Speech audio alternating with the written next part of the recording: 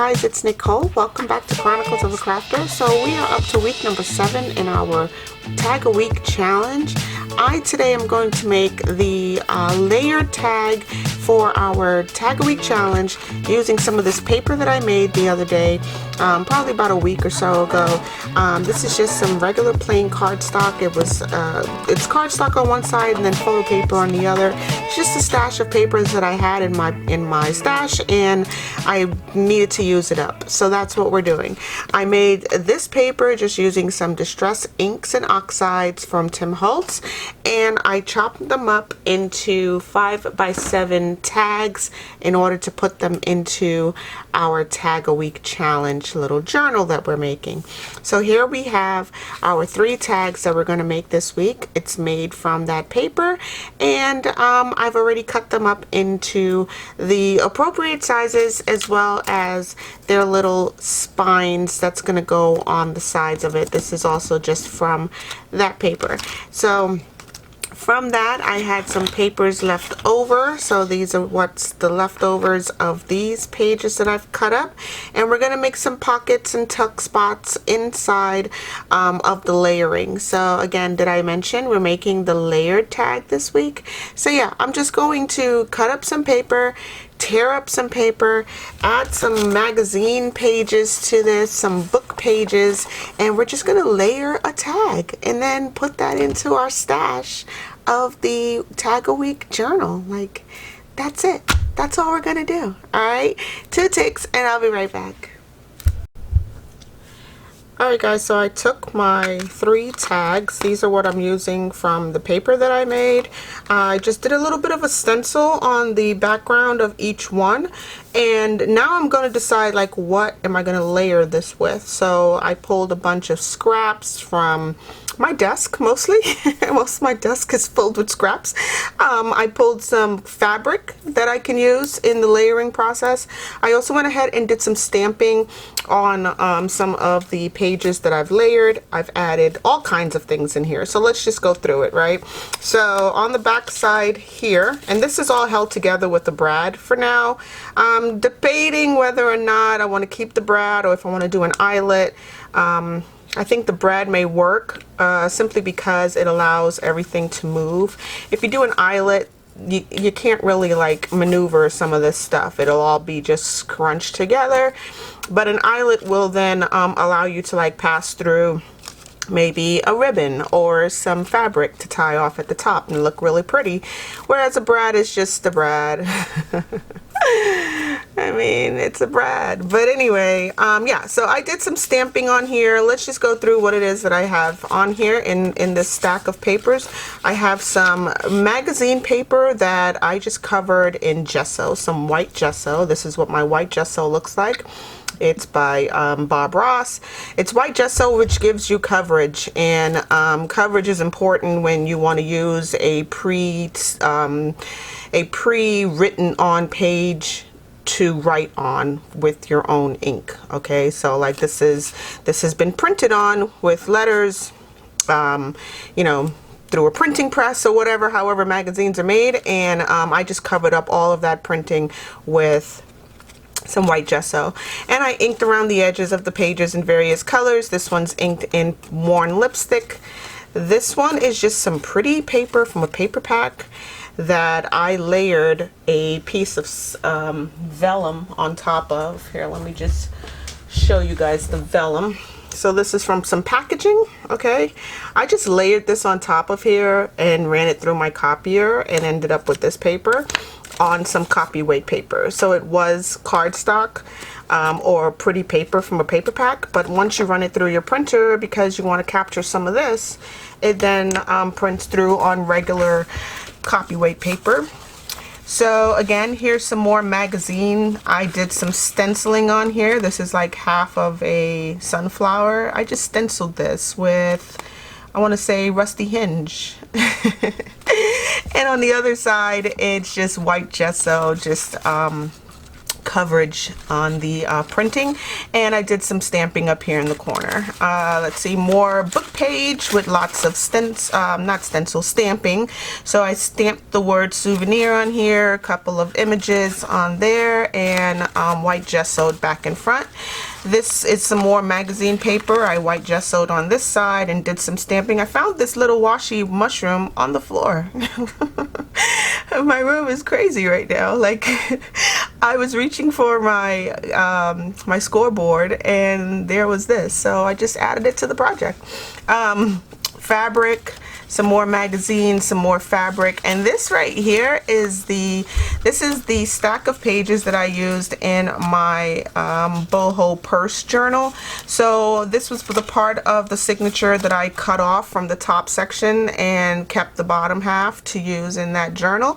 This was what was left over. I had 4 stacks of these left over because I had 4 signatures in that journal, and today I'm making three little tags for this project. So I'm just using up what I had on my desk. Some more stamping, some more scraps, some coffee dyed, what is this, doily, and then some more of that same paper that we're using as our background. So all of this is just all layered on top of each other. It's just pretty to look at. It gives interest to your project. There's actually no pockets or tuck spots anywhere in here. This is just an interesting piece that gives you touch and feel of different fabrics and materials and pretty things to look at. All right, so easily this right here can be attached to this right here, and your project is done. That's it. That's all I'm gonna do. I'm just gonna pop a little hole right up here at the top, undo my brad, those little wings back here. I'm gonna take those, close them up, and then push it through the hole that I'm gonna make for each one of these. So here's another one, another stack of pages. All right, pretty much the same thing. There's some fabric in here, some really nice stamping in here. Lots of paper, fabric, paper, cardstock, paper, magazine paper, and more fabric, you know, paper, and, you know, yeah. You can layer this with whatever you like, okay? These are just pieces of the fabric that I cut away to make these little bunting flags, right? So that piece came from there, okay? This green one came probably from over here. So yeah, I'm just using up some of everything just to not have too much garbage and trash when I'm done. So I use pretty much everything up in the process. But yeah, this is just our, I think we're up to week 7, right? We're on week 7 of our Tag a Week journal. It's so simple to do when you have the right tools. I'm gonna grab my big boy here, my Crocodile 2. This will give me a perfect 1/8 inch hole right through the top of the tag, as well as through the entire stack of all of this. This has several, I want to say close to maybe 20 items in here. Yeah, for sure. Definitely. At least 20 items are stuffed in here. I'm just going to run it through with my Crocodile and then pop a brad in it. And this time I might even do all of it together, including the tag itself, just to make sure that everything gets punched in the right spot. All right, I'm gonna remove my little clip, push this through my Crocodile, and let's get it centered. I want to say about there. Whoa. That was loud. That's a big boy right there. That Crocodile did not even blink to punch that hole for me. So luckily I have this device. When you have the right tools, guys, you can do just about anything. All right. And yeah, that's all done. Every bit of it got punched all in one shot. Nothing's loose. Nothing's you know, falling out. And if you ever want to test it, just give everything a shake, right? Just shake it, see if anything falls out. I believe it's all held together pretty well. And yeah, we're done with that one. I will probably put a bead of glue on the back here and then cover it up with maybe one of my little circles. So just for reinforcement, just so that nothing falls out or the brad gets loose and becomes something becomes a problem. So yeah, I may just pop some glue on the back here of this brad and cover up that little the little wings right there to keep everything reinforced, but things can still move around, right? You can still lift your pages, you can still shift things to the side. There's plenty of writing space in here as well. Even on the doily, this is so pretty. Just pretty paper, pretty things to play with and look at. Yeah, so I'm going to set this one aside. This tag is complete. I've already attached my my little spine right here. So yeah, this one's done.